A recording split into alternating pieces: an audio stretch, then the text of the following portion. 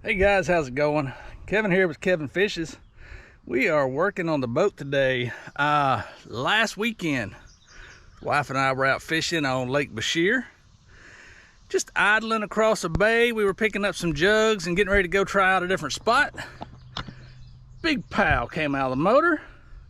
I jumped up to throw the trolling motor down because we were kind of in the path of several other boats. I was going to try and just scoot us out of the way before I figured out what happened.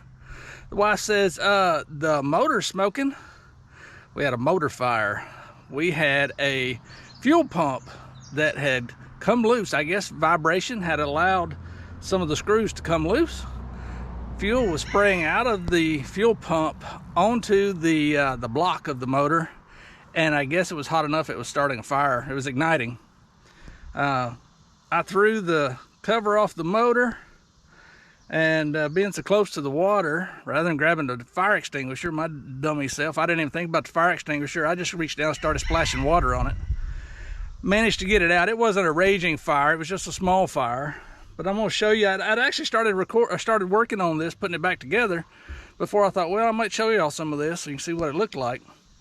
On the underside of my motor cover, right here, you can see where it got crisped up just a little bit. It's nice and brown, black. It had just started melting the foam, which I think that's just sound deadening foam a little bit, that, and plus helps it hold a little tight. Here's the motor. I'm zooming in close. I don't know if y'all can see this. This is the fuel pump. This is right here is where it had come loose. This screw had backed out just a little bit. Fuel was spraying out right around this, and it's really bright out here. I don't know if you can tell how this is kind of melted just a little bit. It didn't really hurt the seal. I took it apart. I think the seal is good. It was spraying down on this connector. It was spraying down on this connector, and you can see how these wires are just roached out bad. They got melted up. These wires right here, if I turn this casing over, you can see how they got melted. I cut this casing off, and luckily all of these wires are intact. All that got melted here was the casing, so we're okay with these. I've just got some tape, and I'm gonna cut this old casing off, and then I'll just tape it back up. These right here, I only have there's 6 wires coming into this. This side of the harness comes from the I don't know what you call it, the controller up, you know, where you put your key in, where you start it, where you choke it, where you give it fuel. There's 6 wires come in, but only 3 wires came out. I know one of these controls my electric choke. One of them goes to the starter, and I'm not sure what the other one goes to. But so I'm only going to wire those 3 back up. The other 6 I'm just going to dead end here, and I'll put a connector on them just to dead them off. I've got some shrink tape here, shrink tube. Once I get them all back together, I'm going to shrink tube them. And we're going to hope we fire back up and run.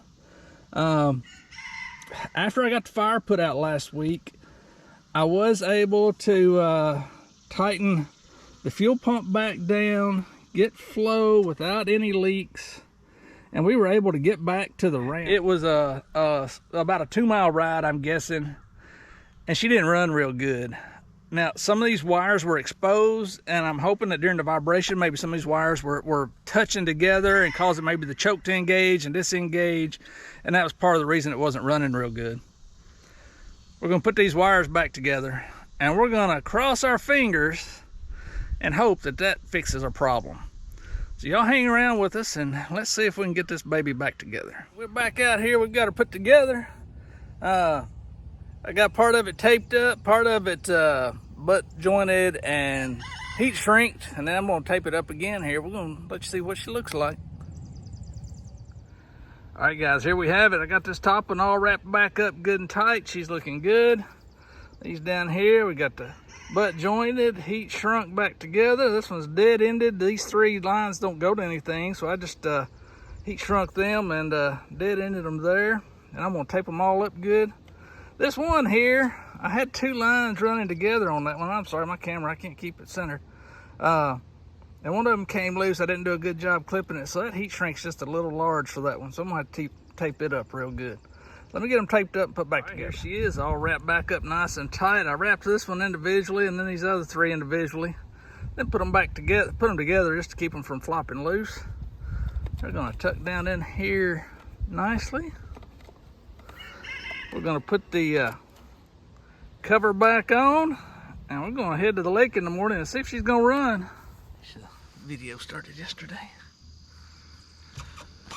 All right, guys, we've got this motor put back together, hopefully. We got our electrical connections made. Everything's butt jointed together. I said butt. We have, hi there, baby. We have electrical taped everything up. We have heat shrunk everything. So we're gonna hope we're all back together and good to go. Let's see if she lives. What about it? Fired right up. A little bit of backfire. She's cold-natured. It's a two-stroke. It's gonna be cold-natured. I think we're back in business. Let's see what she does.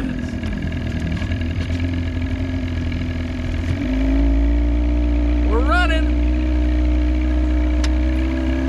We are back in business. Let's go catch some fish.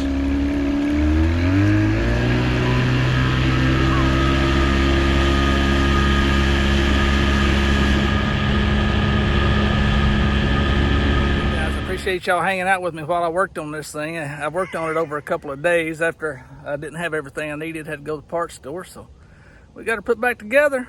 Hopefully she'll run in the morning. Come with us, check it out.